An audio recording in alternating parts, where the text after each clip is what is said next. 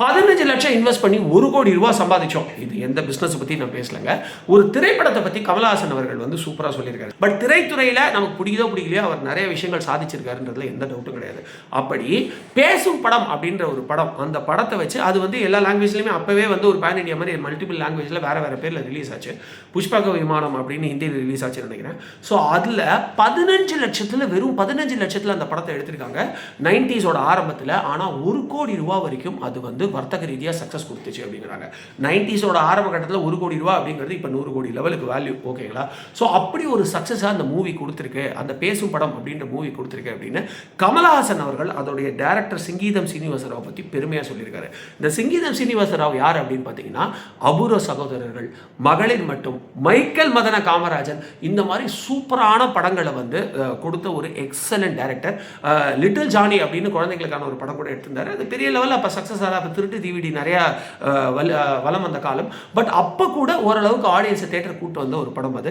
So ஒரு அற்புதமான ஒரு நல்ல ஹிலேரியஸ் மூவி எடுக்கக்கூடிய ஒரு டைரக்டர். அவர் வந்து பேசும் படம், அதாவது மற்ற லாங்குவேஜில் அப்போவே ஒரு பேன் இண்டியா மூவி, அது நிறைய லாங்குவேஜில் ரிலீஸ் ஆச்சு, ரொம்ப ஈஸியாக ரிலீஸ் ஆச்சு. ஏன் தெரியுமா? அந்த படத்தில் டயலாகே கிடையாது, அதுதான் பியூட்டி. ஸோ ஒன்ஸ் அந்த படத்தை எடுத்துகிட்டு நீங்கள் எல்லா லாங்குவேஜ்லையும் ரிலீஸ் பண்ணலாம், எல்லா ஊர்லேயும் ரிலீஸ் பண்ணலாம். ஏன்னா அதில் டயலாகே கிடையாது. ரொம்ப வருஷம் கழித்து டயலாக் இல்லாமல் வந்த ஒரு படம் இந்த பேசும் படம். அதாவது ஹிந்தியில் புஷ்பக விமானம், மலையாளத்தில் புஷ்பக விமானம் அப்படிலாம் நிறைய லாங்குவேஜில் ரிலீஸ் ஆச்சு. ஸோ அந்த படத்தில் டயலாகே இல்லாமல் அமலா, கமல்ஹாசன் இவங்கெல்லாம் எக்ஸலண்ட்டாக நடிச்சிருப்பாங்க. அந்த படம் வெறும் 15 லட்சம் ரூபாயில் எடுத்தாங்களாம் 90s ஆரம்பத்தில். ஆனால் 1 கோடி ரூபா வரைக்கும் பிஸ்னஸ் பண்ணிச்சு.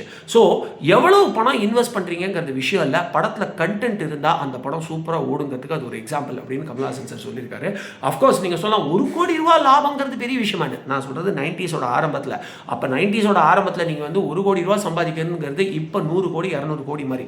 அதே மாதிரி நீங்கள் ஒரு ஸ்கிரிப்டை பேஷனோட விரும்பி பண்ணணும், அது ஆட்டோமேட்டிக்காக உங்களுக்கு நல்ல அவுட்புட் கொடுக்கும். ஆனால் இப்போ இருக்கிற சினிமாலாம் வந்து பார்த்தீங்கன்னா எடுத்தடுப்பில் இது 100 கோடி கொடுக்குமா, 200 கோடி கொடுக்குமா, 300 கோடி கொடுக்குமான்னு லாபத்துலேருந்து தான் ஸ்கிரிப்டே எக்ஸ்ட்ராக்ட் பண்ணுறாங்க. விச் இஸ் பேட் ஃபார் திரைத்துறை அப்படிங்கிற மாதிரி ஒரு கருத்தும் உலகிட்டு இருக்கு. ஸோ நல்ல ஸ்கிரிப்டோட நீங்கள் போனீங்க அப்படின்னா கம்மி எக்ஸ்பெண்டிச்சரில் கூட பெரிய லெவல் பிஸ்னஸ் பார்க்க முடியுங்கிறது சோஷியல் மீடியா இன்ஃப்ளூயன்ஸ் இல்லாத காலத்திலேயே சிங்கீதம் சீனிவாசராவ் கமலோட சேர்ந்து ப்ரூவ் பண்ணியிருக்காருன்றது உண்மையிலே பெரிய விஷயம்.